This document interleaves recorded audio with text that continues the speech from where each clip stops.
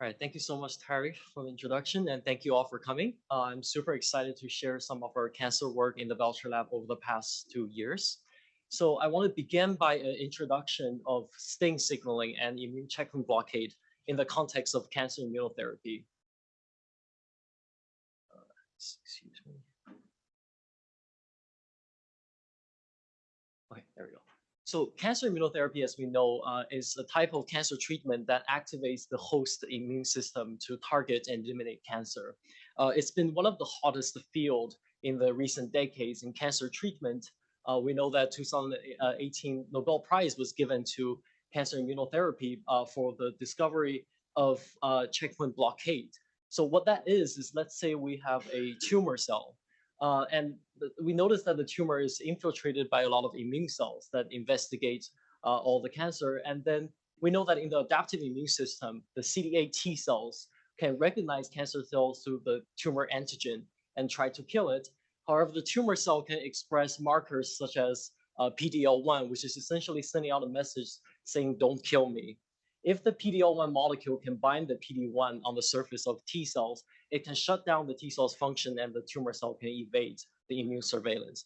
So immune checkpoint blockade, or ICB, are those antibodies that can block the PD-1 or PD-L1 interaction, allowing the T cell to eliminate the cancer cells.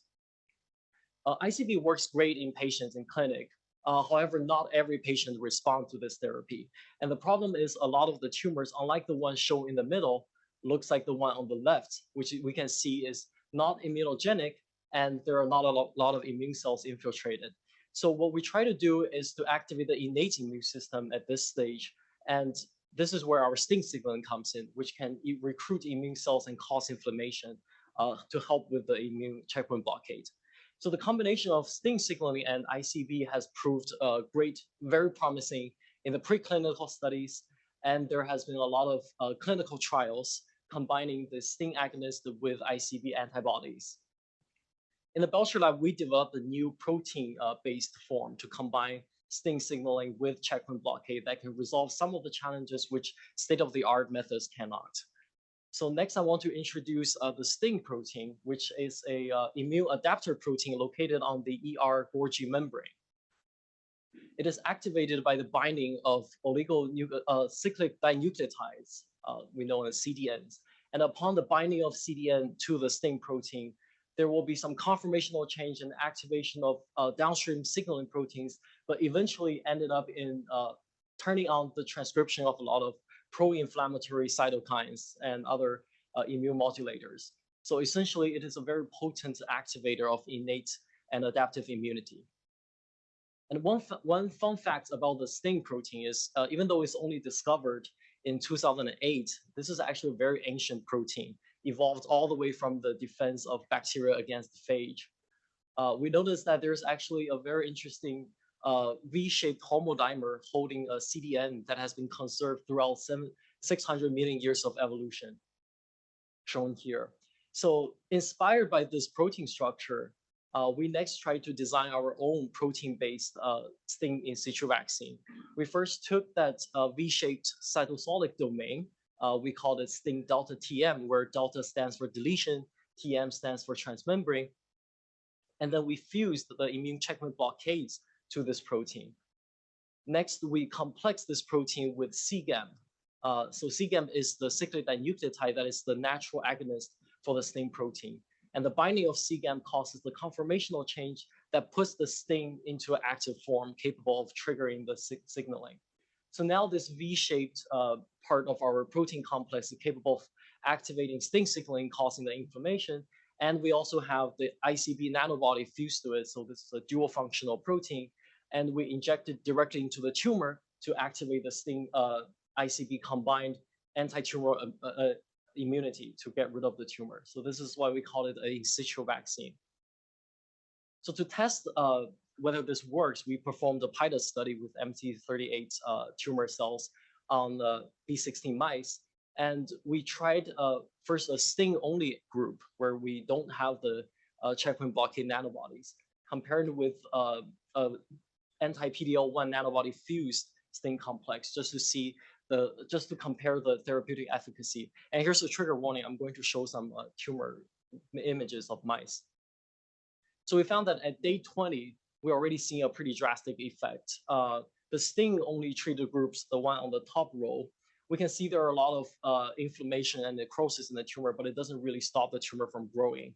Whereas the combination therapy of PD-L1 and sting signaling very effectively reduced the tumor growth and basically turned the tumor into those black scabs, which falls off at day 34. By the way, the gray blocks means the mice have died because of the tumor burden. But we can see the ICB plus sting group now has basically dropped off their tumors and leaving an open wound, which eventually healed up to day 70, and there's no tumor growing back based on our observation up to 6 months. So we were very excited by this pilot study, and we decided to delve deeper into this platform. We next created more proteins and more controls to decouple all the effects of our protein complex. So here we generated a anti-GFP nanobody complex sting so that it has roughly the same structure with our ICB nanobody. But this one cannot activate any checkpoint blockade. It can only activate sting signaling. We also have another negative control where we have anti-PD-L1 and CTLA4 nanobody fused to sting, but we are missing the cGAMP small molecule. So this one cannot activate sting. It can only do checkpoint blockade. And as you can see, treating mice with these two controls is not effective at all. Most of the mice died within 30 days. But as we included the PD-L1 or CTLA4 checkpoint blockade with sting, we're seeing a drastic improvement of the therapeutic efficacy.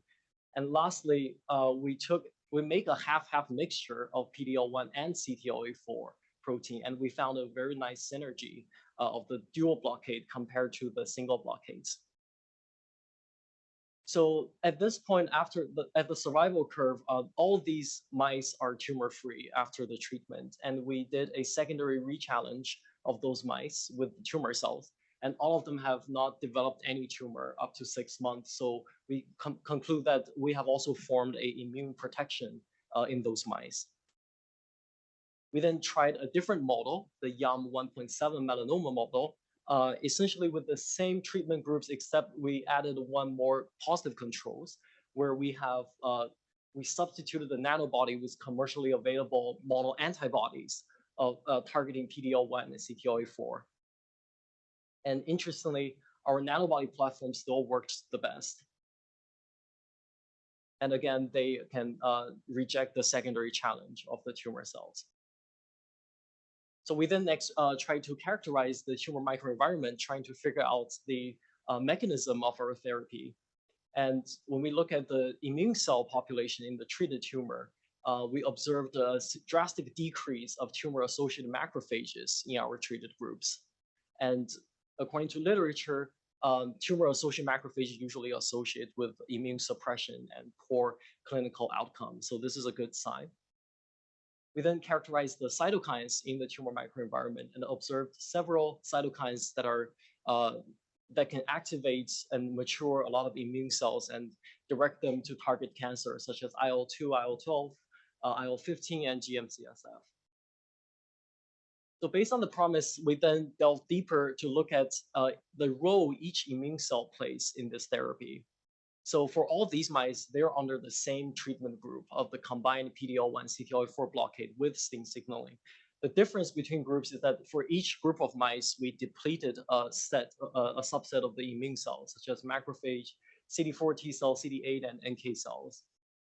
And here's the confirmation in the mice blood after the depletion to confirm the depletion efficacy. So this is the tumor growth we monitored following the treatment and depletion. So notice that first we have an untreated group of mice, this gray curve. This one is the worst performing group. And then we have a treated mice, but without any depletion. So these mice have all the immune cells.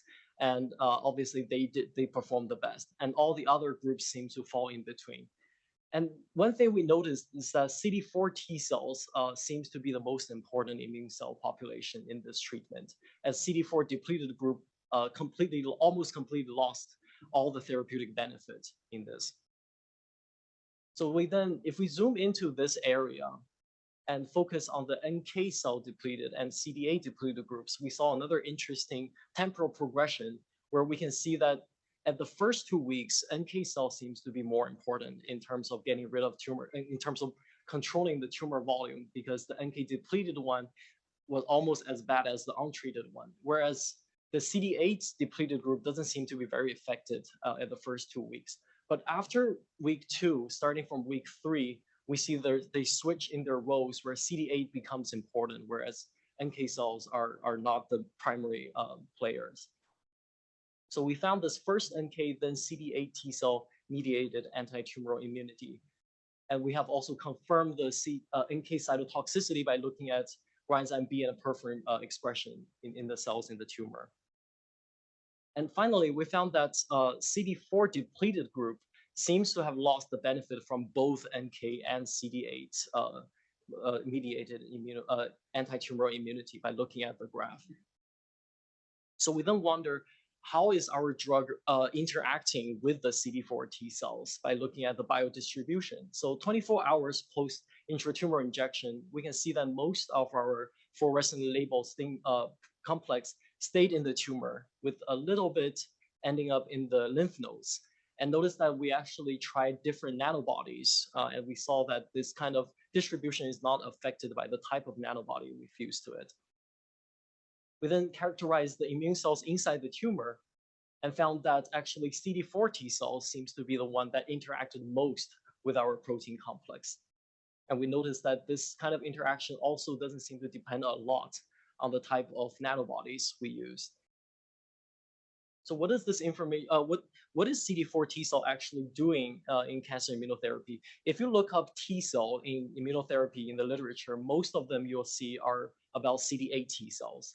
People tend to focus a lot more on CD8 compared to their counterpart, the CD4 T cells, because CD4 T cells tend to play a very dynamic and diverse role, actually depending on their differentiation into the subgroups.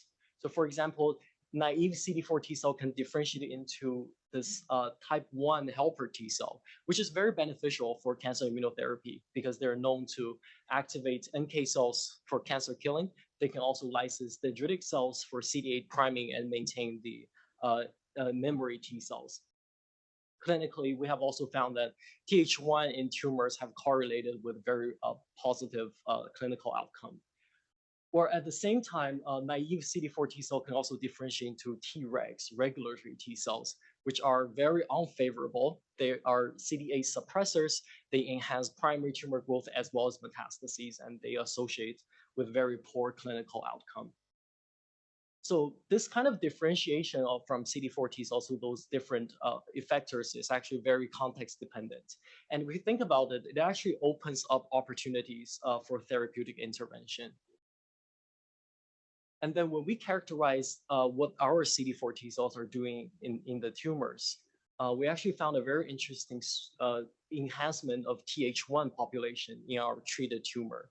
At the same time, there is a significant reduction of regulatory T cell in our treated tumors. So hopefully that explains why CD4 T cell plays such a pivotal role in our treatment. And then here is the full data of the other treatment groups as well as the other phenotypes of CD4 T cells. We noticed that among the 3 groups that have significant Th1 polarization as well as Treg suppression, those are the groups that have cGAMP. So we conclude that this kind of effect is coming from STING signaling rather than checkpoint blockade. So at this point, we're proposing a therapeutic mechanism of our ICB STING complex. We believe the protein, when we inject into the tumor, first go to interact with the CD4 T cells and causing a Th1 polarization as well as the Treg suppression. Then the Th1 cells can activate natural killer cells to kill cancer cells. This process is also boosted by the immune checkpoint blockades. And then by killing the cancer cells, the release of cancer antigen will help with dendritic cell priming of the T cells. And CD4 T cells can also help with CD8 T cell priming. And we also have anti-CTLA4 checkpoint blockade to help this process, which generates a lot of tumor-specific CD8 effector T cells. But at the first 2 weeks, as our depletion study shows, NK cells are the main killers of cancer cells. And then starting from week 3 and later, CD8 T cells come into play. And with the help of PD-L1 checkpoint blockade, they become the main killer of the cancer cells. And since we have found that our cured mice can reject tumor rechallenge, we believe there are also CD8 memory T cell to prevent the cancer from recurring. So if we look at the big picture of the CD8 T cells in current therapeutic, we found that most of the therapies now reported in literature actually reported that depleting CD4 T cells benefits their therapy. And this covers a wide range of immunotherapies from immunocheckpoint blockades to adoptive T cell transfer, all the way to cytokine-based immunotherapies. All of these have reported that depleting CD4 T cells enhances their treatment efficacy. And in terms of survival curves in those papers, what you see is that if you deplete the mice with anti-CD4 antibody, that actually improve the therapeutic efficacy. There have even been a human clinical trial nowadays to use anti-CD4 depleting antibody just to help patients with solid tumor. So what this is telling us is, I believe currently in the field, we lack strategies to put CD4 T cells into good use. And we believe that our strategy can actually inform the researcher in the field to really leverage the therapeutic potential of CD4 T cells. So to summarize, I would like to recall the Doctors Is In talk from last week by Dr. Sullivan. He gave an awesome overview of the ICB checkpoint blockade now. And he actually listed a couple factors of reasons of resistance in ICB. For example, there are regulatory immune cells in the tumor. There could be low mutational load, as well as downregulated MHC1 for the tumor cells, which make them resistant to CD8 T cell elimination. There are also lack of immunostimulatory cytokines, so some of the tumors are very non-immunogenic. And last but not least, sometimes the tumor can have epigenetic alterations to break a lot of the immune machinery we need to get rid of them. So our strategy actually addresses a lot of these issues. So for example, for regulatory immune cells, we can effectively reduce the amount of tumor-associated macrophages as well as regulatory T cells. And for the cancer cells that are resistant to CD8 because of their downregulated MHC, our therapy doesn't just activate the CD8 T cells. We actually coordinate a collaboration between natural killer cells as well as CD8 T cells. So NK cells can take care of those MHC deficient cancer cells. And then we have also observed upregulated pro-inflammatory cytokines such as IL-2, IL-12, and IL-15 to change the tumor microenvironment. And last but not least, our therapy can also overcome the host sting deficiency because the protein itself contains a functional part of the sting protein. So even if the endogenous sting is broken, our complex can still activate the sting signaling. So in the interest of time, I cannot go into a lot of details on this part, but if you're interested, you can check out our publication. So finally, for the future direction of our work, we would like to study more on the sting signaling in the CD4 T cells to understand how it leads to this efficient polarization to Th1 and the suppression of regulatory T cells. We would also like to further engineer our protein complex for targeted delivery to the cancer cells, because right now we don't have any targeting moiety and we're relying on intratumoral injections. So that's all I have. I would like to thank my awesome, very inspiring and supportive mentor, Angie Belcher. I would also like to thank my friends in the Belcher lab and Hammond lab for helping me with the experiment. It feels amazing to work in this very friendly two-lab environment. I like this big extended family. Laura from Irma Lab and Melissa from Spanger Lab has nicely provided us with a lot of help in reagents and mouse models and DCM, imaging core, FACS core, and microscopy core.